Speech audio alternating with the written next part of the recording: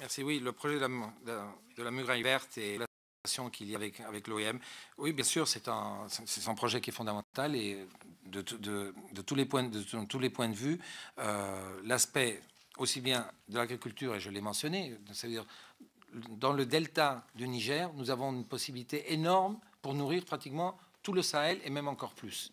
Et ça nous allons travailler dans ce sens-là. Notre relation avec l'OIM est très forte. Ça veut dire que, par exemple, l'Agadez, l'Union européenne, travaille avec l'OIM en très étroite collaboration pour tous les retours volontaires, parce que, comme vous savez, l'OIM ne contemple que les retours volontaires des migrants.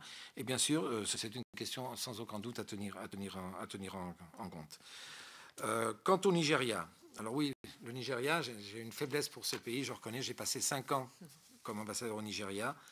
C'est un pays de 190 millions d'habitants. C'est un pays qui est clé, c'est-à-dire on ne peut rien faire avec, mais on ne peut rien faire sans.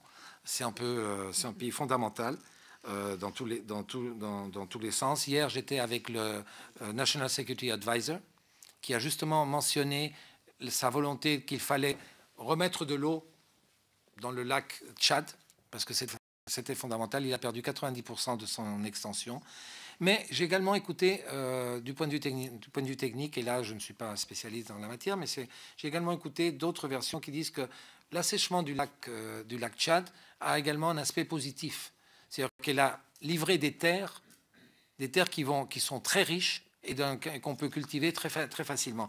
Donc, il y a un aspect technique qu'il faut étudier. Il y a plusieurs projets de l'Union européenne sur le bassin du lac Tchad, mais je me centrerai surtout sur la question sécuritaire et de Boko Haram.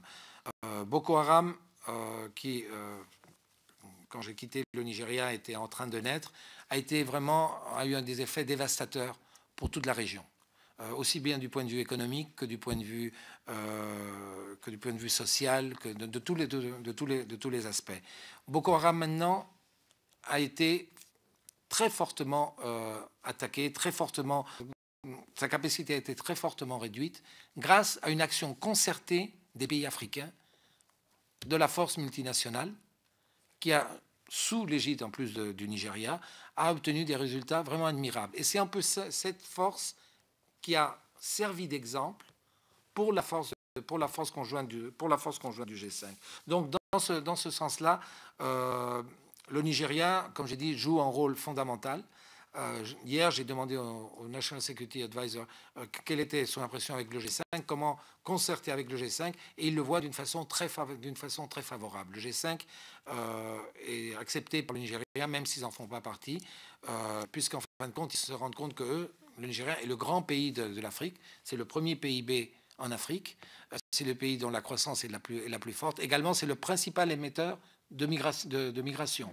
Ça, il ne faut pas l'oublier, surtout dans la région d'Edo State et de Benin City, qui est un peu l'origine pratiquement de 60 à 70% de la migration, qui d'ailleurs avant allait en Espagne. L'Espagne avait signé un accord que j'avais moi-même d'ailleurs négocié, de migration avec le Nigeria, qui fonctionnait bien, mais c'est une masse de population tellement importante qu'il est toujours très difficile d'arriver en contrôle. Mais le Nigeria est un grand pays que j'aime beaucoup, je dois reconnaître. Un pays très complexe et pays clé dans toute la région. Et ils acceptent le G5, donc de ce point de vue-là, nous sommes plus ou moins tranquilles. Merci.